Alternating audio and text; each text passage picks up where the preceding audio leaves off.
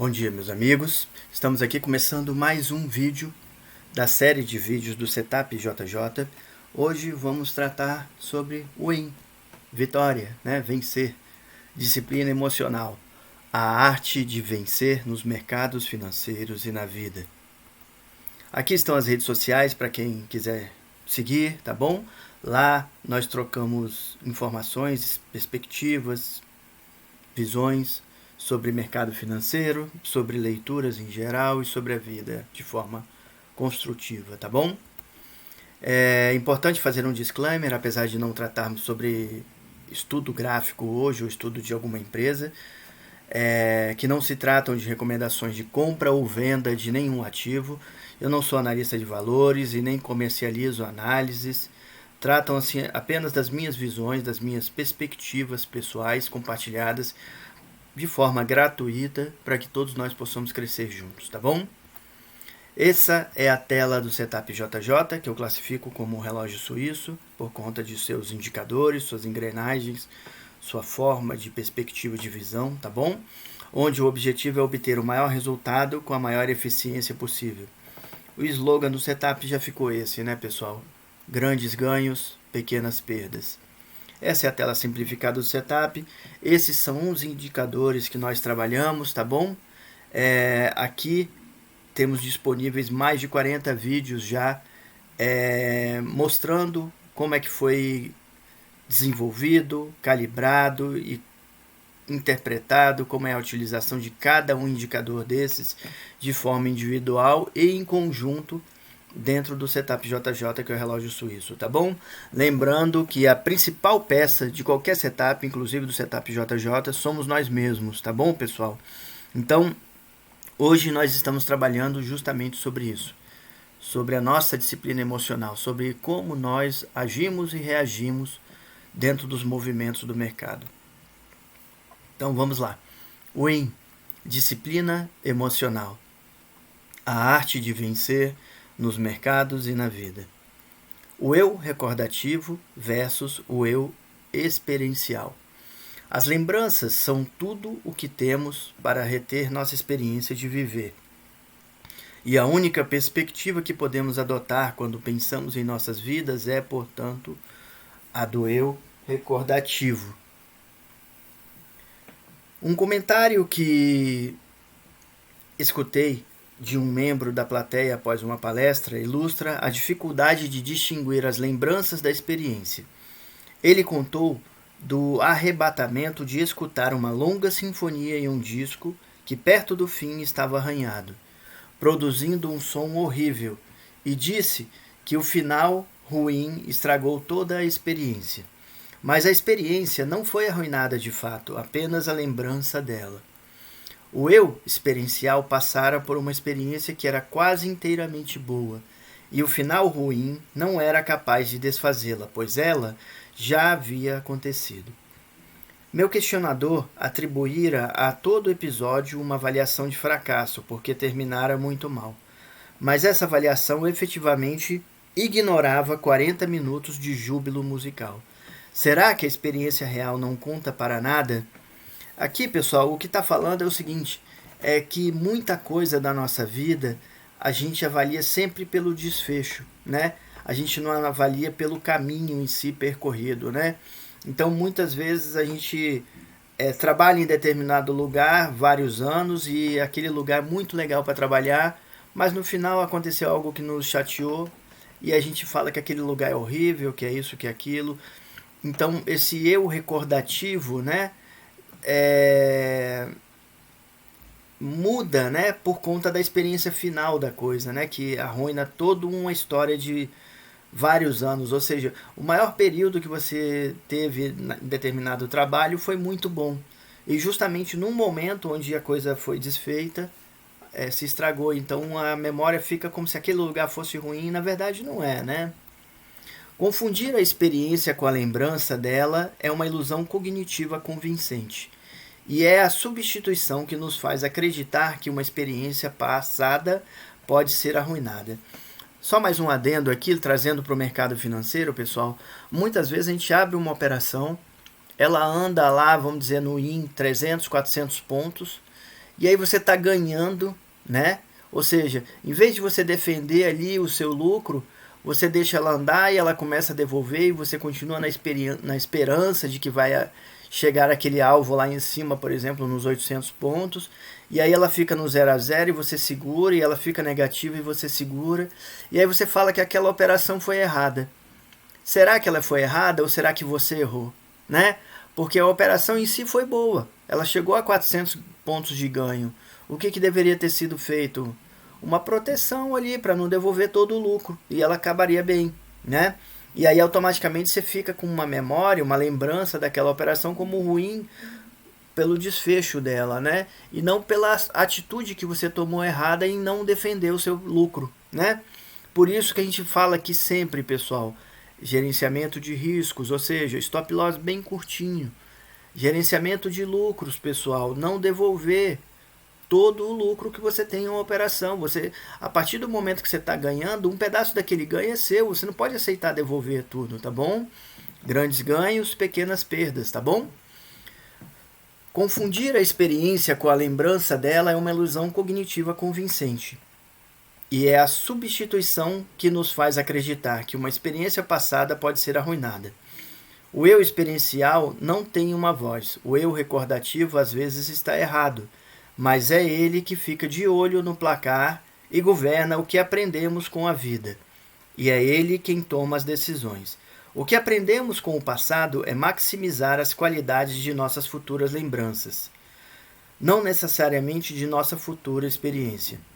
Essa é a tirania do eu recordativo. Daniel Kahneman, Rápido e Devagar. Como evitar a autossabotagem?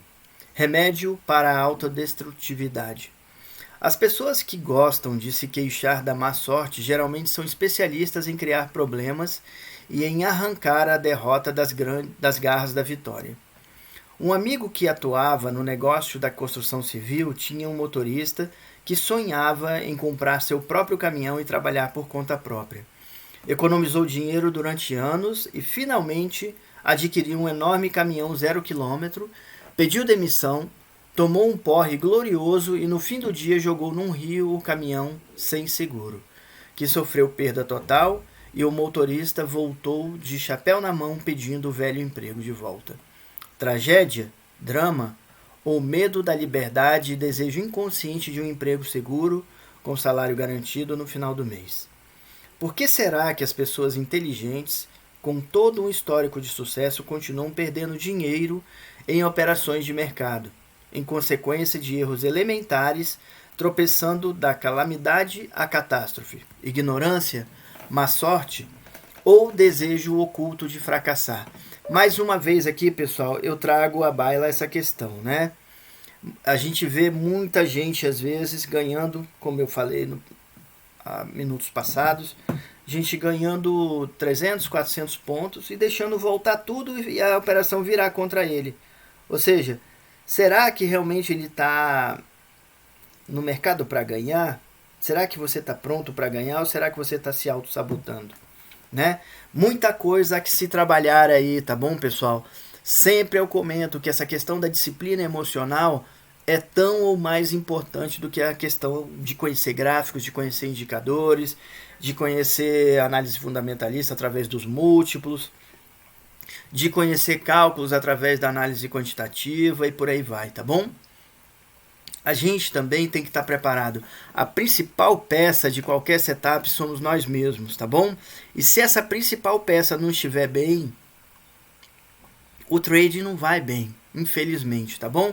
Então, por isso a necessidade e o meu cuidado todo de estar sempre falando sobre esse tema aqui, tá bom? Que é importantíssimo. Muita gente apresenta tendências autodestrutivas. Minha experiência como psiquiatra convenceu-me de que a maioria das pessoas que se queixa de problemas graves está, na verdade, se sabotando. Não posso mudar a realidade externa dos pacientes, mas sempre que curo alguma vítima da autossabotagem, logo vejo-a resolver seus problemas externos. A autodestrutividade é uma característica humana tão difusa porque a civilização se ergue sobre o controle da agressividade. À medida que crescemos, somos treinados para controlar a agressividade contra os outros. Comporte-se, não ofenda, seja gentil. De alguma maneira, nossa agressividade precisa extravasar-se e, não raro, ela se volta contra nós mesmos, o único alvo sem proteção. Introjectamos nossa raiva e nos autossabotamos. Não admira que tantas pessoas cresçam receosas, inibidas e tímidas. A sociedade desenvolveu várias defesas contra os extremos da autossabotagem. Alguns policiais são treinados para convencer suicidas potenciais a descer do telhado e as associações profissionais de médicos caçarão o bisturi de cirurgiões propensos a acidentes, mas ninguém contém o operador de mercado financeiro autodestrutivo. Ele age à solta nos mercados financeiros, infligindo perdas a si mesmos e talvez a clientes, enquanto corretores e outros operadores ficam prazerosamente com o seu dinheiro. Os mercados financeiros carecem de controles protetores contra a autossabotagem. Será que você está se sabotando? A única maneira de descobrir é manter bons registros, sobretudo um diário de operações e uma curva patrimonial. O ângulo de sua curva patrimonial é um indicador objetivo de seu comportamento. Caso se incline para cima, com poucas guinadas para baixo, você está bem. Se apontar para baixo, é muito provável que você não esteja em sintonia com os mercados financeiros e, pior ainda, se sabotando. Ao constatar essa situação, reduza o tamanho de suas operações e dedique mais tempo ao seu diário de operações, de modo a conscientizar-se do que está fazendo. Você deve transformar-se em operador autoconsciente. Mantenha boa escrituração de suas operações. Aprenda com os erros e saia-se melhor no futuro. Os traders que perdem dinheiro tendem a sentir-se envergonhados. Os prejuízos feios são como comentários desagradáveis. A maioria das pessoas prefere encobri-los, ir embora e nunca mais ser vistos. Mas meter a cabeça na areia não resolve nada. Aproveite a dor da perda para converter-se em vencedor disciplinado. Alexander Elder, come into my trading room. Venha para a minha sala de trading, né? Sala de operações. É isso aí, pessoal.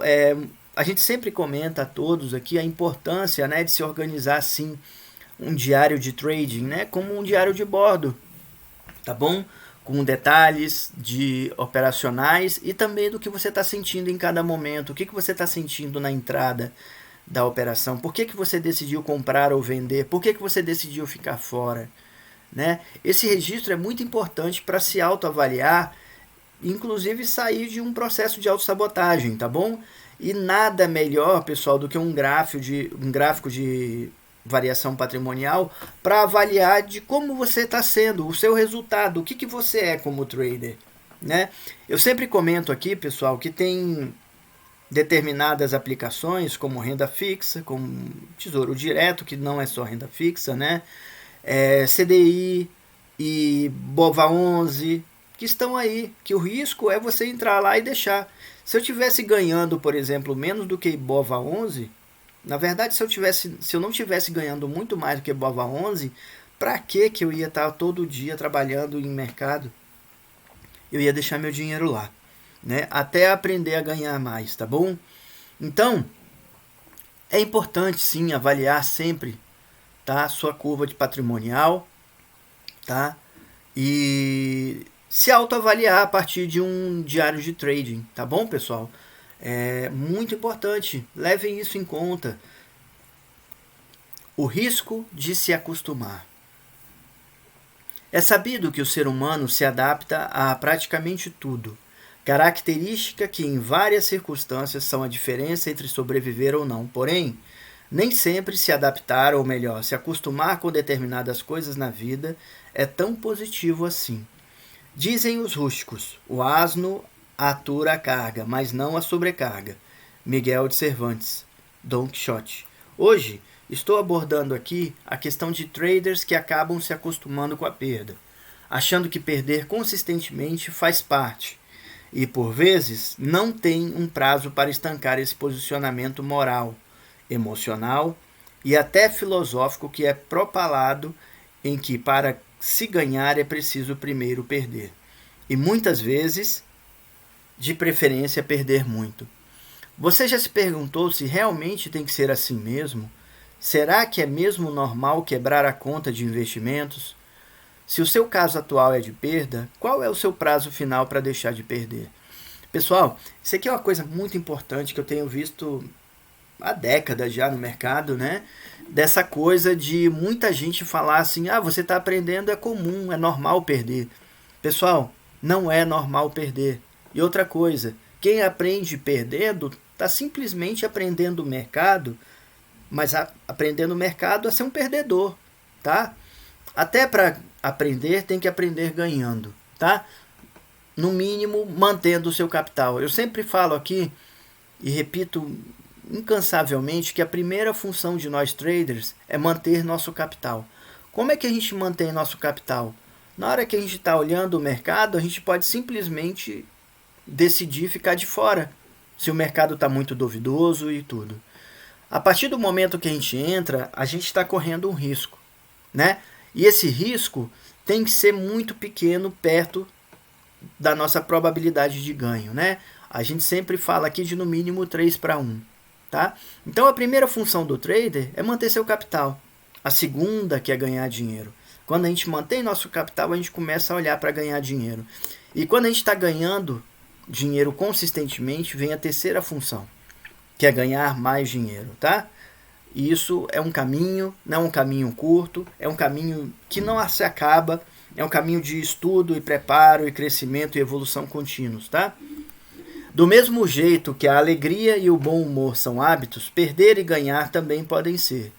E acredito que uma das melhores formas de fazer algo é começar a fazê-lo bem feito desde o início e da melhor forma possível. Portanto, não concordo que perder consistentemente faça parte do aprendizado. Acho que seria mais acertado dizer que evitar a perda consistente, sim, faz parte do aprendizado. Grandes ganhos, pequenas perdas. Algumas vezes na vida, por conta de contusões, deixei de praticar minhas atividades físicas. Acho que todos sabem aqui que eu tenho mais de 42 anos de artes marciais, né? E lembro-me que o período mais longo que fiquei sem tais práticas foi por 6 meses consecutivos. Quando retornei, quase não aguentava correr 100 metros. Porém, decidi que correria pelo menos a distância de 2 em 2 postes da rua e andaria a distância de somente um para descansar e retomar a corrida dos 2 próximos postes de iluminação. Acredito que seja um bom caminho para a aquisição da consistência positiva o de ganhar até pouco, mas combinar consigo mesmo em perder muito menos. E cumprir, correr 2 postes e andar somente um. O Caco Maia escreveu nessa semana uma coisa muito importante que vejo poucos iniciantes operacionalizarem. Entrar em operações menores do que a razão 3:1, para mim, não faz sentido. O mercado está e estará sempre aberto. Não é necessário fazer quantidade de operações, mas sim qualidade. É melhor ganhar em 2 ou 3 operações por semana, no total de 5, respeitando a razão 3:1, do que fazer 50 e perder em 40. A qualidade é conquistada com o desenvolvimento das suas escolhas. Escolher a melhor circunstância de entrada. Escolher não entrar e esperar quando o mercado não demonstra claramente essa melhor circunstância. Escolher um nível inteligente de stop de segurança, gerenciamento de riscos. Escolher ter a perspicácia de se administrar bem seus lucros para que não sejam devolvidos ao mercado, gerenciamento de lucros. E, sobretudo, escolher que a perda não se torne um hábito, pois nem o asno atura a sobrecarga, e muito menos a condição de perdedor consistente é aceita pelos ganhadores consistentes. Para isso, para ser um vencedor consistente, é preciso escolher ter atitude. Atitude vencedora. We are the champions. Nós somos vencedores, tá bom, pessoal? André Araújo, 7 de janeiro de 2018. É isso aí, pessoal. Mais um vídeo aqui sobre inteligência emocional, né? Nunca subestime as pessoas boas. Elas são boas, não burras. Quanto mais forte você ficar, mais gentil você será. Provérbio japonês. A vida é uma luta e para viver é preciso aprender a lutar. Mestre Jackson, Karatê do Uechi-ryu. No mercado também é a mesma coisa, tá bom, pessoal? A gente precisa aprender mercado financeiro para estar nele, tá? Quem está assistindo esse vídeo que está iniciando, vai com cuidado, tá? Não ache porque você deu uma sorte e ganhou algum dinheirão aí. Muito difícil isso vai ser consistente, tá bom? Vai aos poucos, aprenda onde você está entrando. O mercado é onde eu conheço que é o melhor lugar para criação de patrimônio, né, e de riqueza que eu conheço. Mas para isso você precisa saber o que está fazendo, tá bom? Os principais inimigos de um especulador estão em sua própria mente: medo, esperança, pânico e euforia. Jesse Lauriston Livermore. Kai, mudança. Zen, para melhor. Kaizen, melhoramento contínuo. É isso que a gente busca, tá bom, pessoal? E esse caminho de busca do Kaizen, do melhoramento contínuo, nunca acaba, tá? Tem que estar presente para quem está começando agora com o mercado financeiro, para quem tem um mês, para quem tem 6 meses, 1 ano, 2 anos, 10 anos, 30 anos, 50 anos. O Kaizen é importantíssimo para todos nós, tá bom? Isso mantém nossas raízes, como eu sempre falo. E boas raízes nos levam ao sucesso consistente. Muito obrigado a todos. Espero mais uma vez ter passado algo de valor, tá? Que seja aproveitado para o crescimento e evolução positiva de todos aqui, como tem feito para mim. Água fura pedra. Os